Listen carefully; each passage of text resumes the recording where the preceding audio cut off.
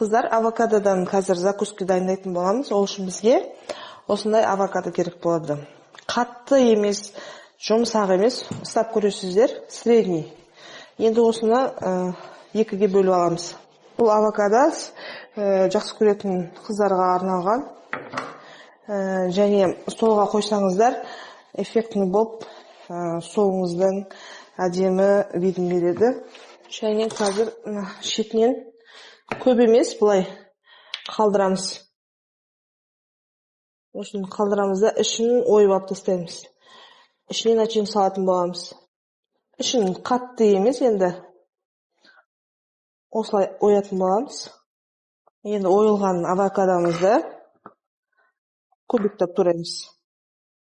Начинкасына қазір біз манго қосатын боламыз. Мангоға бірінші жейтін болсаңыздар, абайлап жеңіздер, өйткені манго аллергиясы бар адамдарға жақпайды.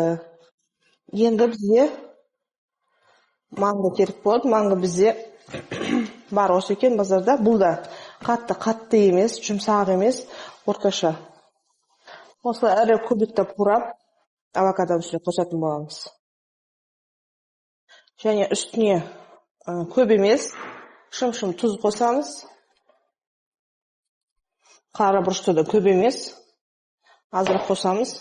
Лимондан көрі лайм қоссаңыздар жақсы. Лимон соғын сығамын. Және қызыл пиязымызбен кинзамыз саламыз. Және азырақ оливковый масло қосамыз. Онда менде қара және ақ күнжіт бар. Екеуін декорға қолданатын боламыз. Екеуін араластырамыз. Авокадомызды осыған салып алатын боламыз. Шетінше батырып аламыз. Осылай шықты. Начинкамызды саламыз.